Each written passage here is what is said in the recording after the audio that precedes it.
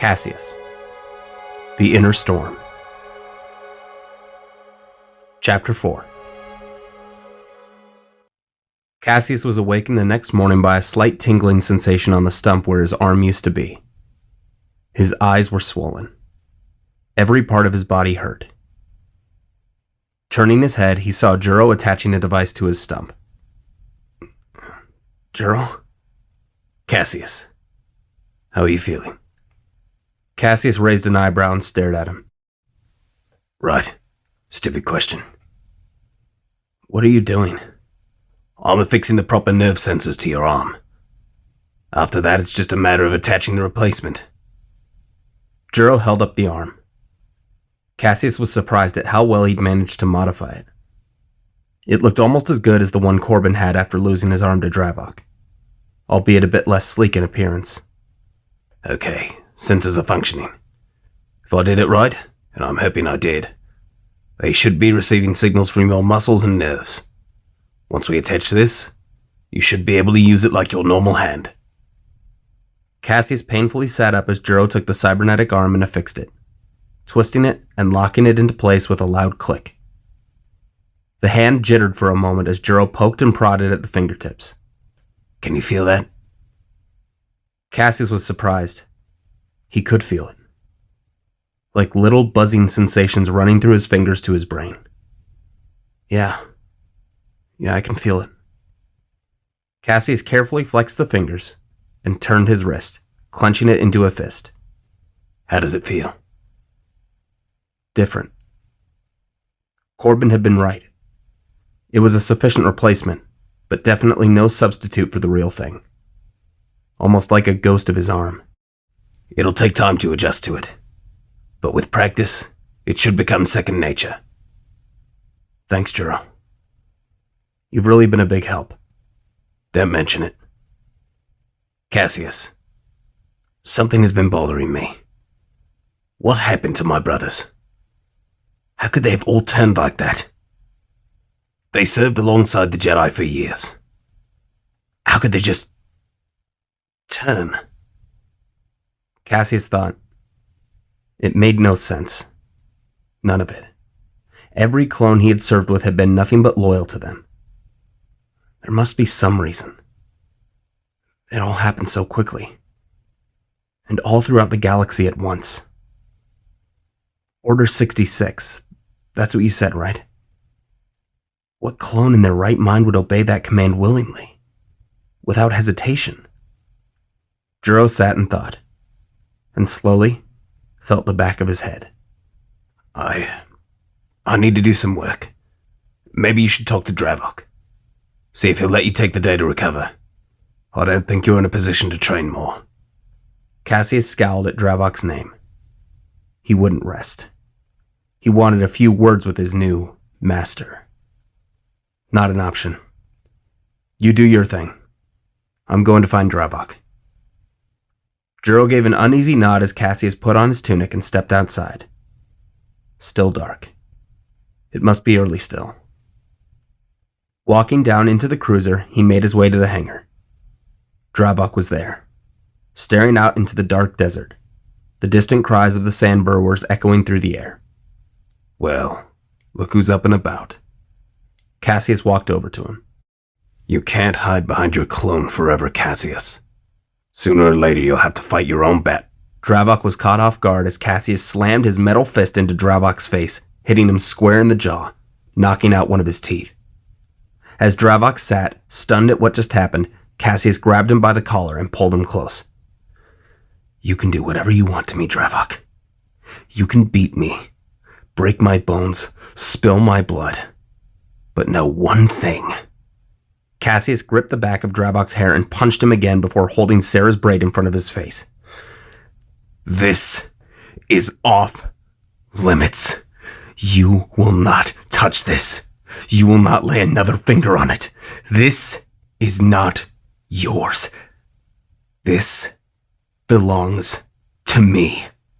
If you so much as look at it, I'll cut you apart and feed your disgusting corpse to the sand burrowers. And trust me, I'll make sure your pathetic carcass is still alive when they devour you. Dravok shoved Caseus off and spat a bit of blood, glaring at the disgruntled Jedi. Caseus didn't show a hint of fear. He wasn't afraid of him.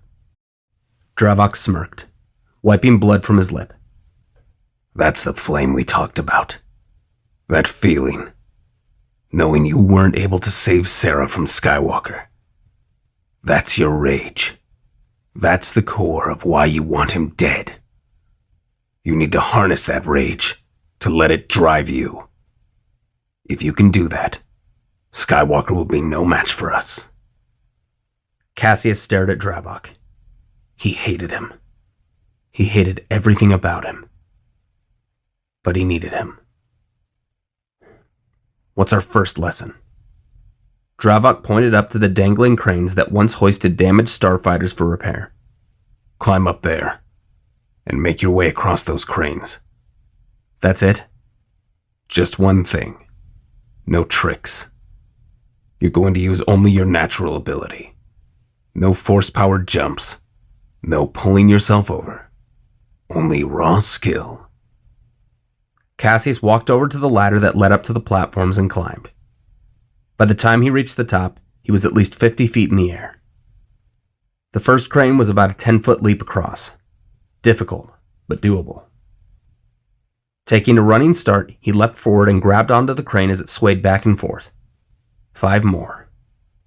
The next crane was a bit further, and he couldn't take a running leap this time. What exactly do I do if I fall? You get back up. Helpful. Caseus concentrated and leapt over to the next crane, just missing as he fell, landing harshly onto the wing of an old starfighter as the air rushed from his body and his head went fuzzy. His ears were ringing as he tumbled to the floor, coughing and sputtering. His injuries from yesterday now aggravated by the fall. Get up. Back up to the top. Give me a minute. No resting. Pick yourself up. Caseus grumbled and slowly stood, holding the back of his head. Do it again. And this time, do it right. Caseus scowled and climbed back up the ladder, repeating the process. Again, he managed to cling onto the first crane. This time he was careful. The jump was impossible without using the Force. Unless he could get himself closer. Rocking back and forth, Caseus began to swing on the dangling crane as he leapt forward, nearly missing as his right hand barely grabbed onto one of the dangling hooks. The muscles in his arms screamed out in pain as they stretched and strained. Focus, boy. Caseus closed his eyes momentarily before hoisting himself up. Now he had a game plan. Repeating what he had just done, he began to cause the crane to sway back and forth as he leapt over and grabbed onto the third. Then the fourth. As he leapt onto the fifth crane and grabbed on, the rusted metal supports broke, causing the crane to buckle and collapse, hanging on by a few pieces of metal cables. Caseus was now hanging onto the dangling crane, slowly swaying to and fro as the cables began to slowly snap. Focus! Caseus held on for his life as he composed himself, and carefully climbed. The other end was just out of reach. He slowly and carefully started swaying the crane back and forth as it creaked and groaned. Just as it snapped and fell, Caseus leapt forward and grabbed onto the catwalk in front of him, barely making the save as his fingers clutched metal. He hoisted himself up and looked down at Dravok before climbing back down the ladder. You know, I could have been made a whole lot easier if you had just let me use the Force. Easy doesn't make for a good teacher, does it?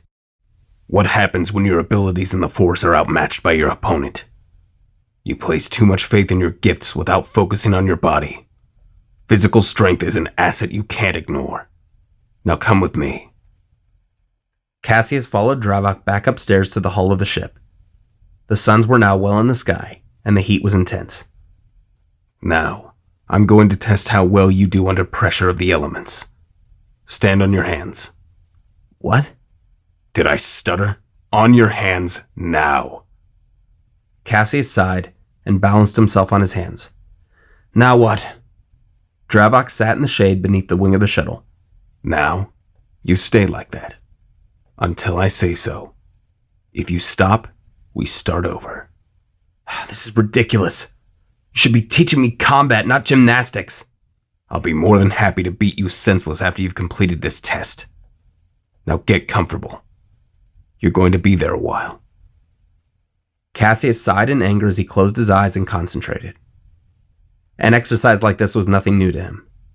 Master Takai made him balance on his hands plenty of times as a Padawan. Soon, however, the heat was getting to him. The sun scorched his arms and his exposed shoulders as he stood. An hour passed, and his arms began to quiver. Dravok sat in the shade, sipping water from a canister. I would have thought someone with your gusto would be able to deal with a little heat. What's wrong, boy? Tired? I'll bet.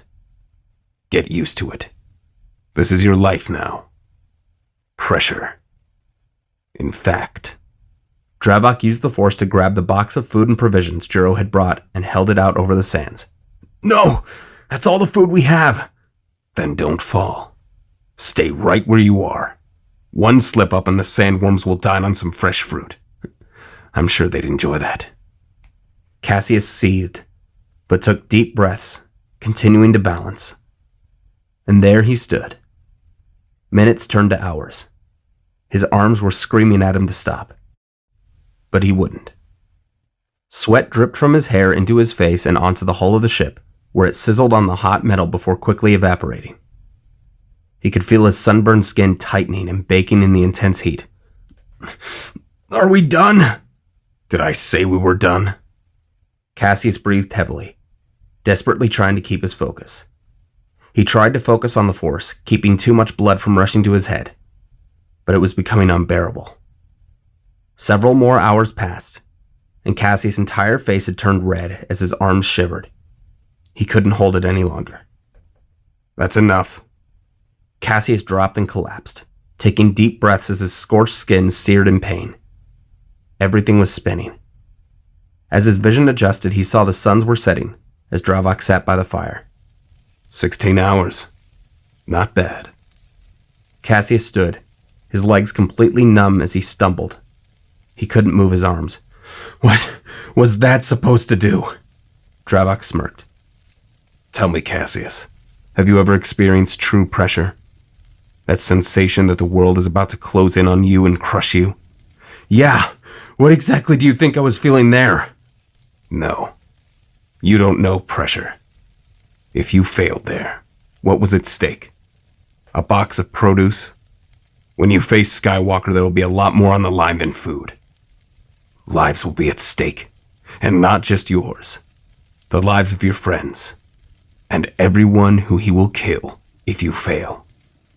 Once you learn to maintain control under unimaginable pressure, fear becomes irrelevant.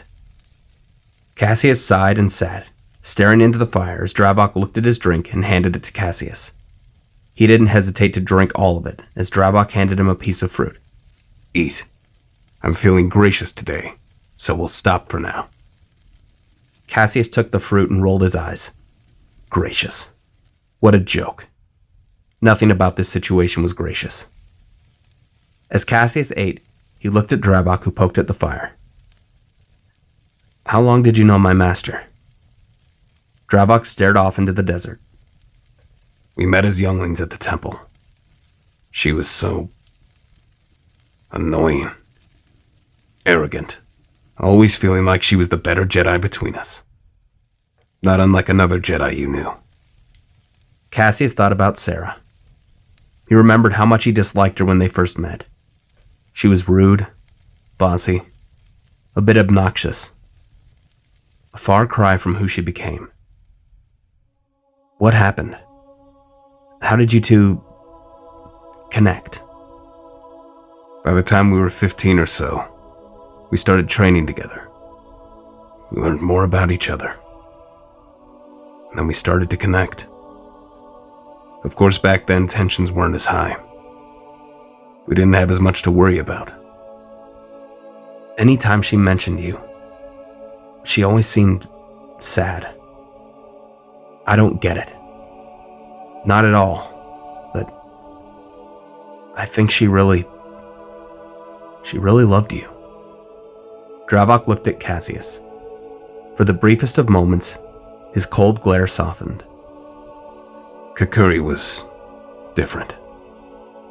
I didn't spend a lot of time with the other Jedi my age.